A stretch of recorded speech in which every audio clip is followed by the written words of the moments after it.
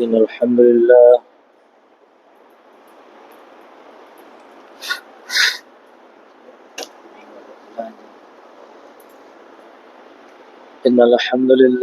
نحمده ونستعينه ونستغفره ونؤمن به ونتوكل عليه ونعوذ بالله من شرور أنفسنا ومن سيئات أعمالنا من يهده الله فلا مضل له ومن يضلله فلا هادي له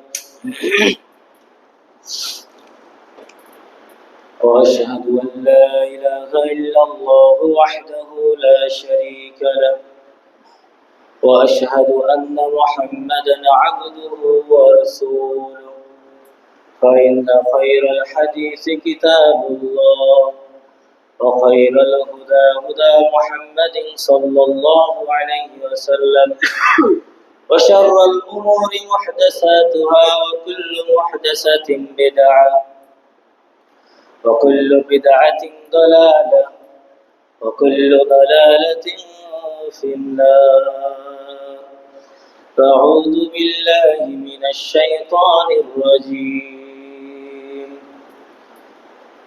بسم الله الرحمن الرحيم قاف والقرآن المجيد بل عجبوا أن جاءهم منذر منهم فقال الكافرون هذا شيء عجيب أئذا متنا وكنا ترابا ذلك رجع بعيد قد علمنا ما تنقص الأرض منهم وعندنا كتاب حفيظ أعوذ بالله من الشيطان الرجيم يا أيها الذين آمنوا اتقوا الله حق تقاته ولا تموتن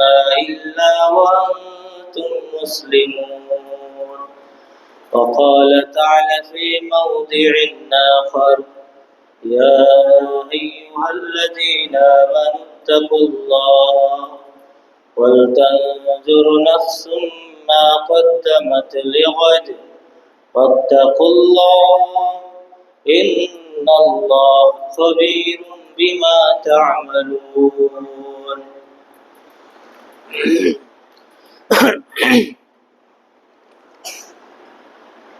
عن أبي سعيد الخدري رضي الله عنه قال رسول الله صلى الله عليه وسلم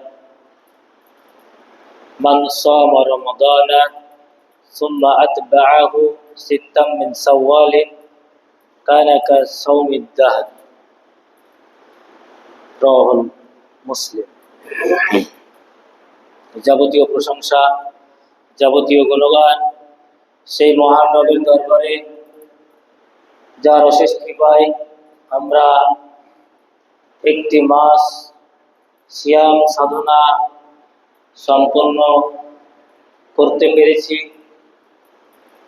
কোরআন তেলাওয়াত তাকওয়া অর্জন আরো বিবিধ যে সিয়ামের শিক্ষা সেগুলো অর্জন করে আমরা এই রমজান মাসের শেষ লগ্নে শেষ রমজানে অবনতি হতে পেরেছি সুস্থ মন মানসিকতা এবং শরীর নিয়ে।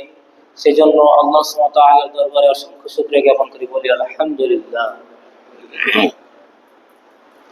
অসংখ্য দরুদ সালাত সালাম বর্ষিত হোক মানবতার মুক্তির দূত রাহমাতুল লিল আলামিন খাতামুন নবীন নবিকুল শিরোমণি মুহাম্মদ মুস্তাফা মুহাম্মদুর রাসূলুল্লাহ সাল্লাল্লাহু আলাইহি সাল্লামের জন্য। আল্লাহুম্মা সাল্লি আলাইহি আল্লাহুম্মা বারিক আলাইহি। সম্মানিত উপস্থিতি, আজকে আমাদের আলোচনার বিষয়বস্তু মাহে রমজানের শিক্ষা। আমরা এই রমজান থেকে কি শিক্ষা গ্রহণ করলাম, কি ধরনের তালিম নিলাম, কি কি ট্রেনিং নিলাম, এই সম্পর্কে কোরআন এবং হাদিস থেকে আলোচনা করার প্রয়াস করবো ইনশাল্লাহ। আমরা এই রমজানকে একটি গনিমত হিসেবে পেয়েছিলাম। এই রমজান অত্যন্ত গুরুত্বপূর্ণ একটি মাস, মাস সময়ের মধ্যে শ্রেষ্ঠ একটি মাস রমজান। জিলহজ মাস রয়েছে, সেটি একটি গুরুত্বপূর্ণ মাস, তার 10 দিন। কিন্তু তারপরে এই রমজান মাস বাকি যতগুলো মাস আছে সকল মাসের চাইতে এই মাসের মর্যাদা এত বেশি, কারণ এই মাসে কোরআনুল কারীম নাজিল হয়েছে। এই মাসে এমন একটি রাত কত হয়েছে যে রাতের মর্যাদা হাজার মাসের চেয়ে উত্তম। আমরা নিছক শুধু রমজান পালন করি না, অন্যান্য ধর্মে দেখবেও আমরা দেখে থাকি যে তারা নিছক তাদের কীর্তি এবং কার্যকলাপ, বিভিন্ন ধরনের নাচ গান আর তাদের বিভিন্ন আচার অনুষ্ঠান পালন করেই তারা ক্ষান্ত হয়, এবং তা থেকে তাদের কোনো উপকারিতা না থাকে ইহকালে, না থাকে পরকালে। কিন্তু আমাদের ইসলাম ধর্ম নিছক শুধু দুনিয়াবি একটি আনন্দ উৎসবের নাম নয়। আমাদের এই উৎসব, আমাদের এই ইবাদত, প্রত্যেকটি উৎসবের সঙ্গে আনন্দের সাথে ইবাদত জড়িত রয়েছে। আমাদের প্রত্যেকটি কার্যকলাপের সাথে তাকওয়া এবং আল্লাহভীতি, ইবাদত এবং কিছু নিয়ম নীতি জড়িত রয়েছে। শুধু আচার অনুষ্ঠান পালন করার নাম এটি আমাদের ধর্মের নিয়ম নয়। আমরা যে 30টি দিন একটি মাস সিয়াম সাধনা করলাম, হয়তো এর মধ্যে অনেকে মারা গেছি, সম্পন্ন করতে পারেনি। খবর দেখলে বোঝা যায় কত মানুষ অ্যাক্সিডেন্ট হয়ে মারা যাচ্ছে, তারা ঈদ সম্পন্ন করতে পারেনি। আমাদের শ্রদ্ধেয় চাচা সাইদুর রহমান, তিনি গতকালকে অ্যাক্সিডেন্ট করে মেডিকেলে ভর্তি আছে। আল্লাহ যেন তাকে শেফায়ে কামেলা, শেফায়ে পরিপূর্ণ শেফা, সুস্থতা দান করেন বলি আল্লাহুম্মা আমিন। এইভাবে দেখবেন আমাদের মধ্যে অনেকে এই রমাজান শেষ করব, কিন্তু আগামী আবার বছর রমাজান পাবো না। এটি অসম্ভব কিছু নয়, এটি বাস্তব। অনেকে হয়তো পেতেও পারি, পাওয়া যেমন 100% শিওর, না পাওয়া তেমনই 100% শিওর। আগামী রমাজানের সৌভাগ্যবান অনুসারী আমরা হতে পারবো না যেমন 100%, আবার পারবো এটারও 100% রয়েছে, তবে এটি আমরা জানি না। এই জন্য নিছক শুধু রমাজান মাসের সিয়াম সুবহে সাদিক থেকে সূর্যাস্ত পর্যন্ত না খেয়ে থাকার নাম নয়, এর অনেক শিক্ষা রয়েছে।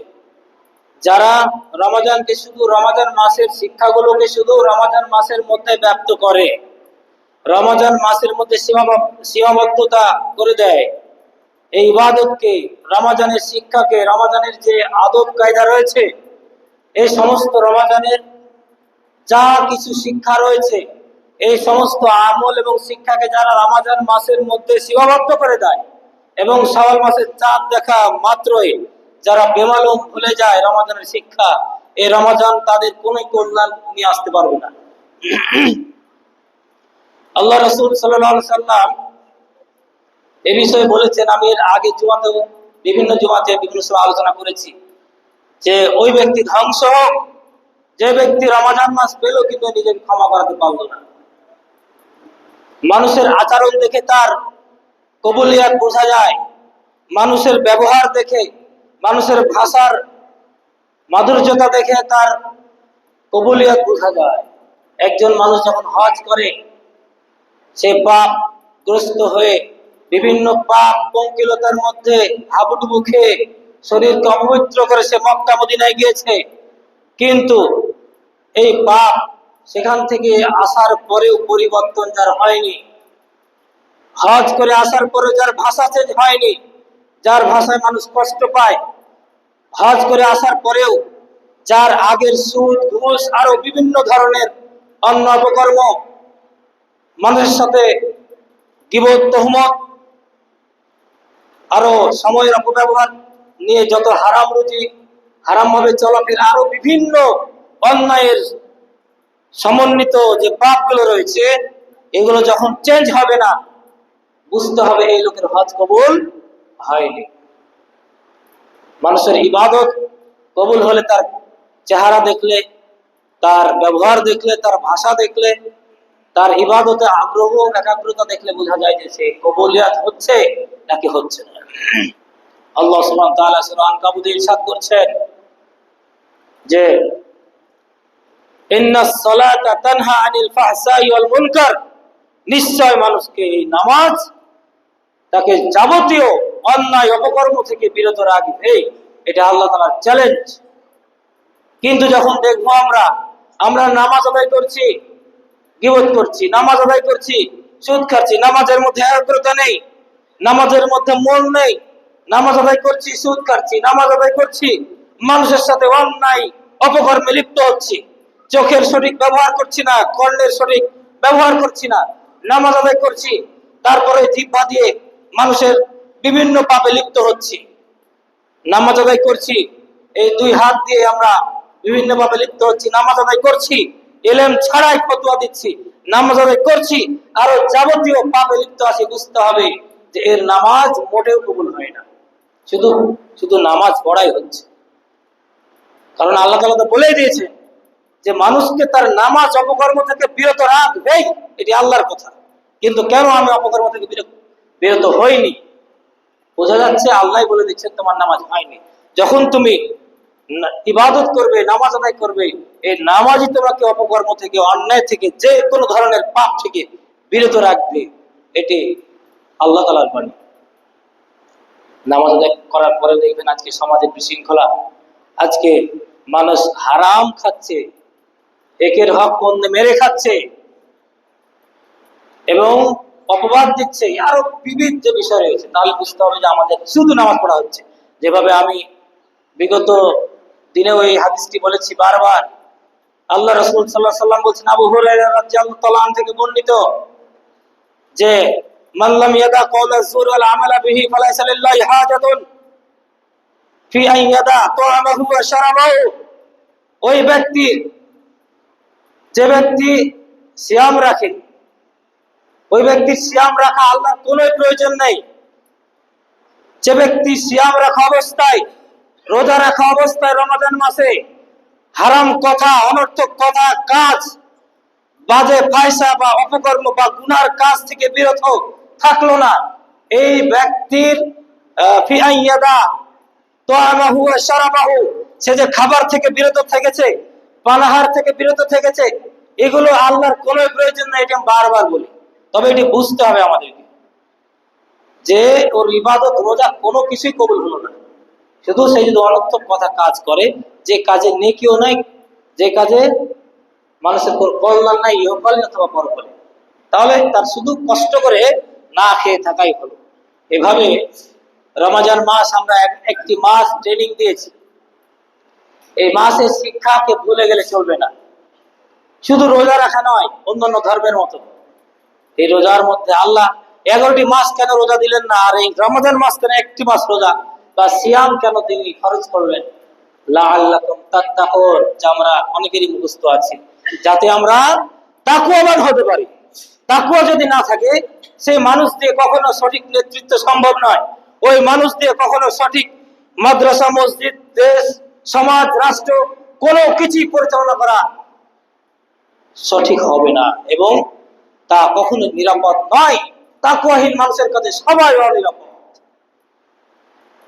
এই সিয়ামের যে শিক্ষা, আল্লাহ তাআলা বলছেন লাআল্লাকুম তাত্তাকুন, প্রথম শিক্ষা, মূল শিক্ষা তাত্তাকুন, মানে যাতে তোমরা তাকওয়াবান, আল্লাহভীর হতে পারে। আল্লাহকে ভয় করলে কোনো মানুষ মিথ্যা কথা বলতে পারে না, কোনো মানুষ ইয়েতিমকে গলা ধাক্কা দিতে পারে না, কোনো মানুষ সে বিভিন্ন প্রকার পাপ কর্মে লিপ্ত হতে পারে না, মানুষের কুৎসরটনা করতে পারে না, মানুষের সম্পদ আত্মসাৎ করতে পারে না, বেনামাজি হতে পারে না, আল্লাহ রাসূলের সুন্নাতকে, আল্লাহ রাসূলের আদেশকে অমান্য করতে পারে না।